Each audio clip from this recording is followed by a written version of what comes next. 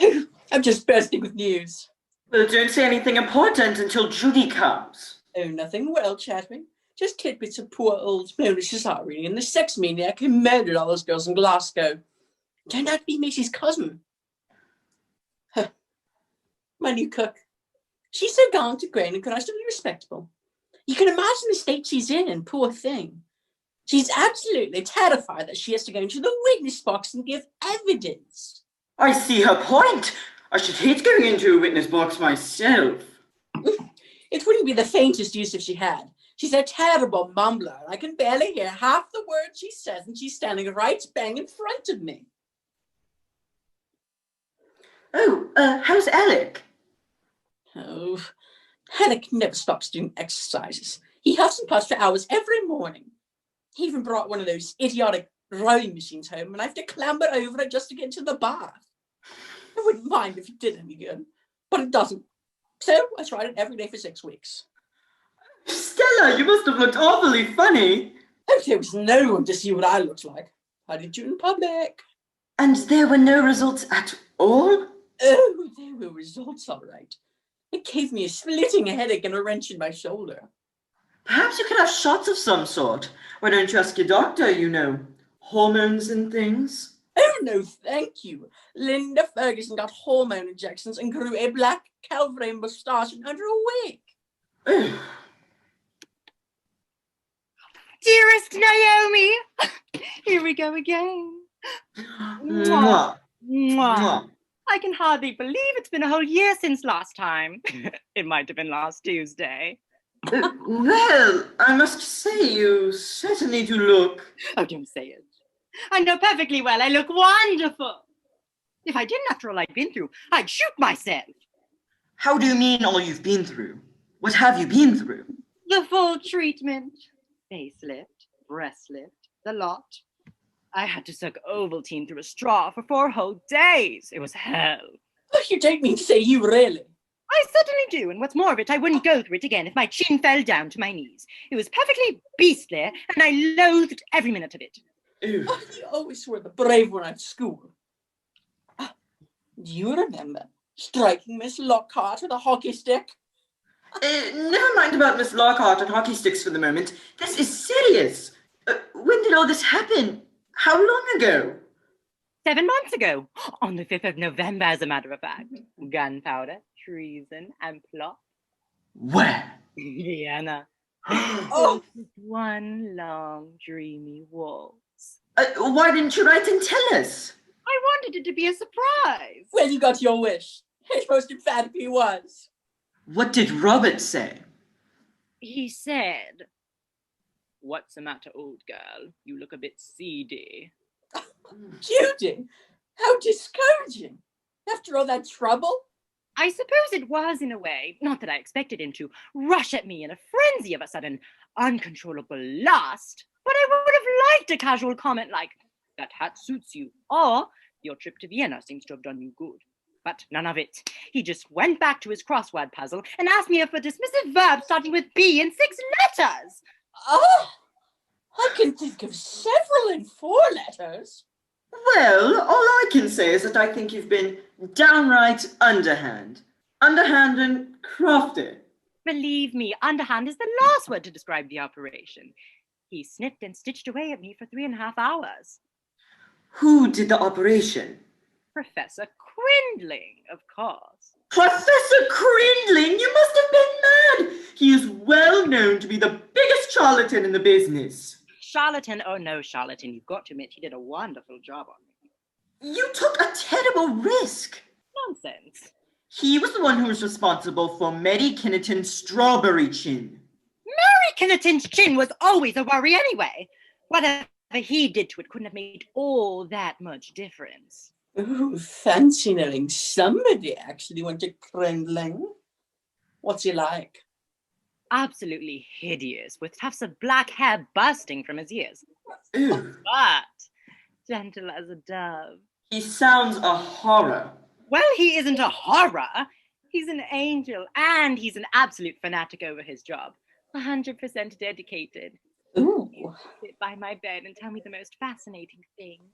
You have no idea what he can have done to you nowadays if you really put your mind to it. You can even have your sex changed at the drop of a hat. Kings Road. Chelsea must be knee-deep in discarded bowler hats. Oh! It's all very fine to laugh and make sense. Oh, I'm not laughing, not really.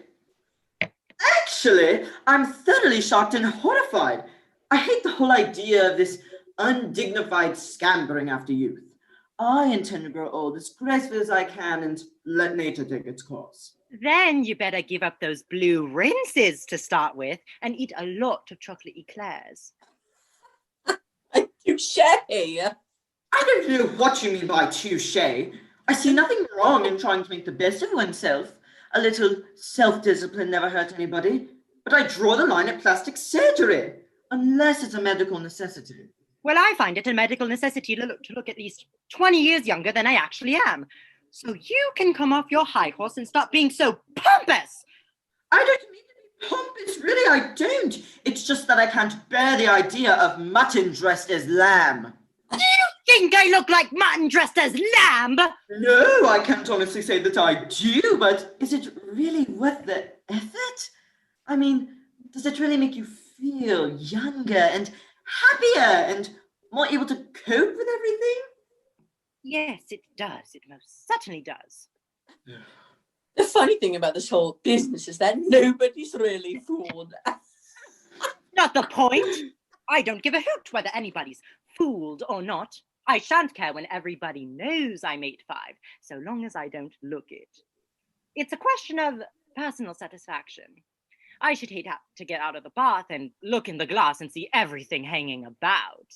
Even now, there must be a certain amount hanging about. That's just where you're wrong. There isn't, thanks to the dear old professor. A snip here and a tuck there have done wonders. Oh, I could show you if you'd like. Oh, not before lunch, dear. Really, Noel? You try not to be so prim and hidebound. It's nothing to do with being prim and hidebound. I just don't want Mrs. Rothwell to come in and see you prancing about, stripped to the waist. I hadn't planned on doing the dance of the 7 veils. I also feel that to examine scar tissue just before steak béarnaise might be a bit off-putting. All right. All right. Have it your own way. I merely thought you might be interested. But I am interested. I also think it was frightfully brave of you to have done it at all. A little sly, perhaps, to have been so secretive about it. You can hardly expect me to put an announcement in the Times. What I want to know is, well, did it hurt? No, not really. It itched a bit and felt as if I'd been scabbed, but it soon wore off. My face swelled up, of course, and I looked like a vast Victoria plum for several days. Every time I looked in the glass, I got the giggles, and that did hurt, I must say.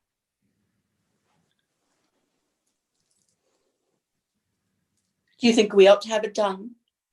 What do you mean, we? Speak for yourself. Personally, I have no intention of being tampered with. Oh. What a ghastly expression. It's only little girls on Wimbledon Common that get tampered with. Oh, no, it isn't. Muriel Bailey gets tampered with every time she gets in a tube.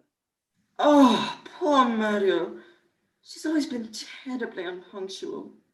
Perhaps that explains it. How did you tell Robert you're going to have it done? Of course I did. I always tell Robert everything. Ooh, what did he say? Anything for a change. Has it made any difference to his feeling for you?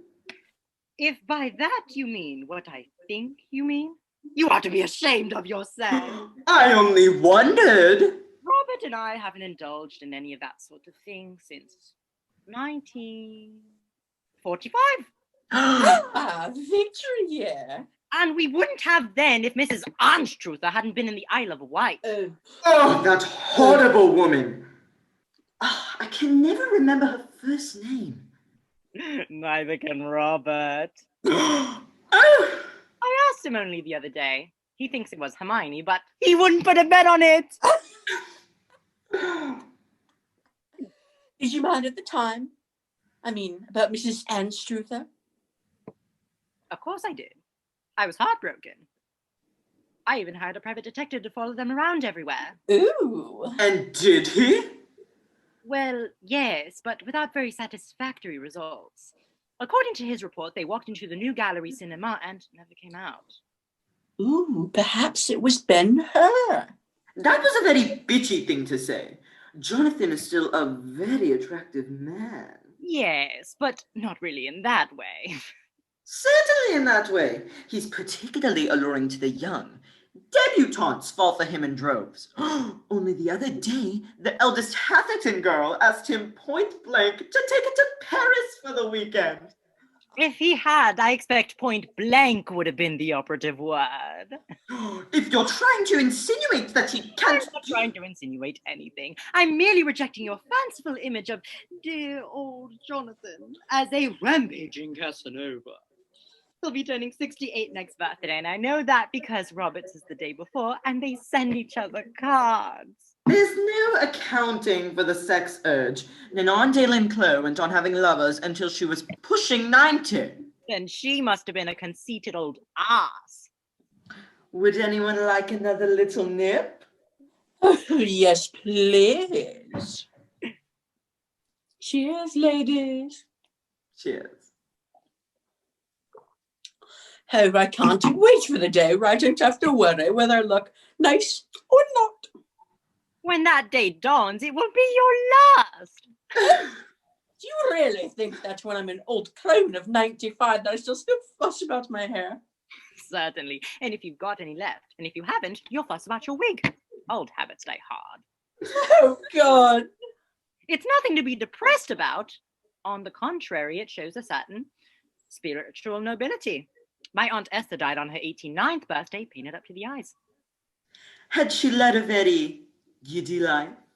Lord, yes. 3 husbands and strings of lovers. One of them was rumored to be the station master at Kettering. Ooh, so she's a natural sex pot. Oh, she certainly was. We were none of us allowed to see her until after we'd been confirmed.